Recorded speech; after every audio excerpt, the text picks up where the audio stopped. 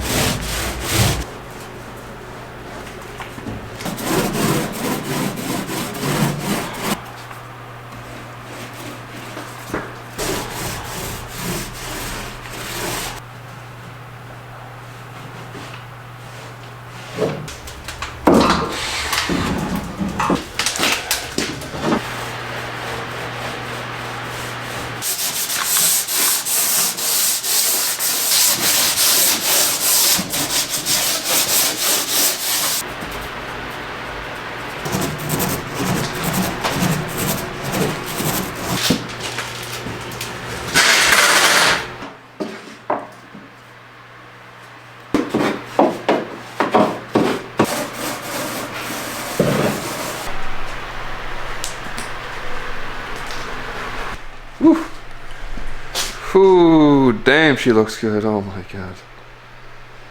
What a fucking boat. Let's do it.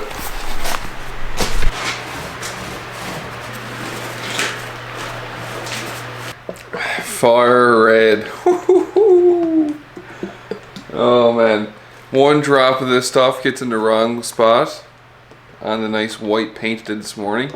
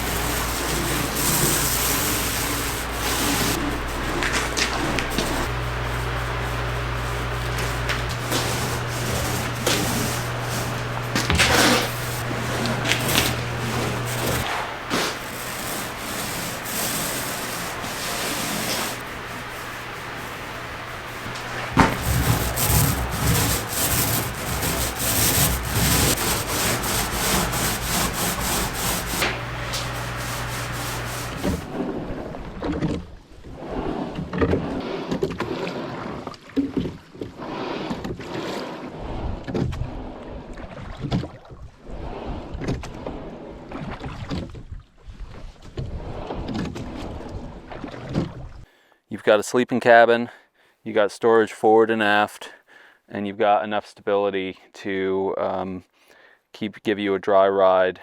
We've outfitted these things with some additional components that will be really important for the expedition. First and foremost, we have a solar charging system. So this is a flexible 55 watt solar panel mount. Inside this front compartment, we have two 23 amp hour batteries by Dakota Lithium.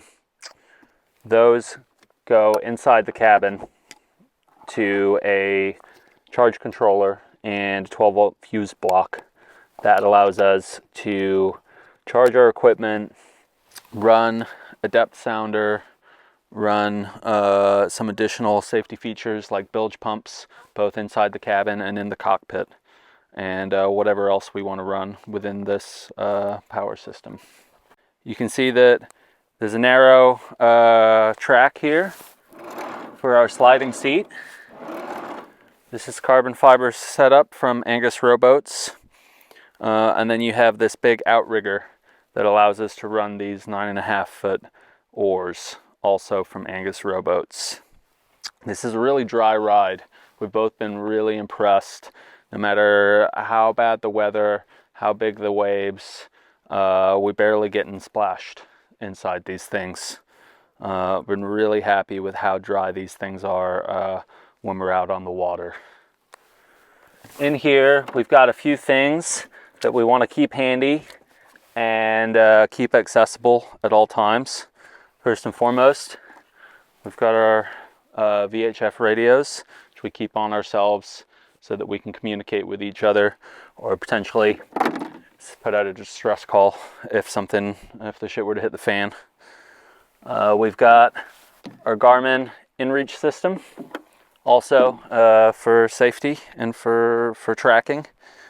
We've got our bilge pump system that will clear out the cockpit if we were to actually take a wave over the side and to take on a bunch of water. Obviously, if you're in a situation where you're taking on water with waves coming over the deck, you don't want to be trying to scoop that out with a bucket. You need to keep rowing. So we thought the bilge pumps were a very important safety feature. We've also got our anchor system. We went with a plow style anchor, Danforth anchor, because these anchors will set in pretty much any conditions. And over 2,000 miles, we're going to be dealing with sand, mud, rocks, grass, pretty much anything, any type of ocean bottom that you could imagine. So we've got 150 foot of line, 6 foot of chain, and 8 pound anchor, which is way oversized for this boat. But with the winds that we're expecting out there and the sudden storms that can pick up, we wanted to make sure that no matter what, our boats would not drag. We also have our own deck bags in each boat that contains some essential items mostly for safety as well. A pair of binos, flare gun, 4 flares, an air horn,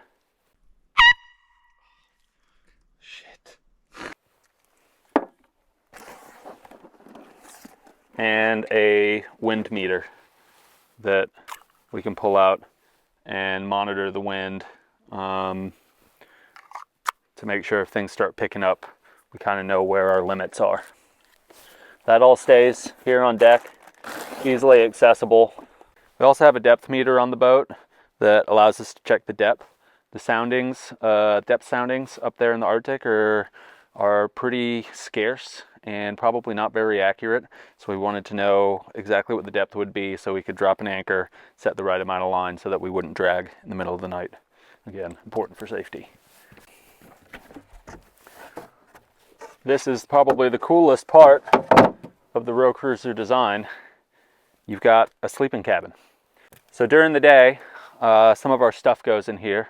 Our big zip duffel bag and our food bag, both to center the weight low and center in the middle of the boat. But when we're getting ready to set anchor for the night, those bags can come out, sit on deck, and we have a cozy little cabin ready for sleeping. I have mine set up with a bivy bag because even though the boat is dry, you get a lot of condensation and moisture inside the cabin, especially at night because of the heat transfer. So we run in bivvies in here just to try and keep our bags dry. But once you get in and you get the hatch over, it feels so cozy in here. It's nice and warm. It's just a great space for sleeping. I've really enjoyed sleeping in this thing. I thought it'd be a little coffin-like, but it hasn't been like that at all. It's been a really cozy space. We're up in these things sometimes for 11 or 12 hours at a time. And I've got a little light. I can read my book and just wait out the bad weather if we need to. Inside here, we also have charging system. So our electronic items that we need for filming the documentary can be charged inside. Got a little shelf and a little charging station that allows us to charge our batteries, our laptops, our phones, all the modern things that we need for making the documentary and for navigating safely. Coming back here, last but not least, we have one more storage space. This is probably the most voluminous space for storage other than the cabin. You can actually get a ton of stuff back here.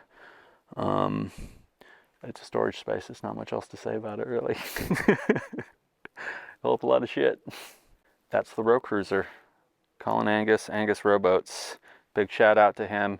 He donated some stuff to help us get off on this trip and has been a great source of information and advice in the building process and in preparing for the expedition. So thank you, Colin and Julie.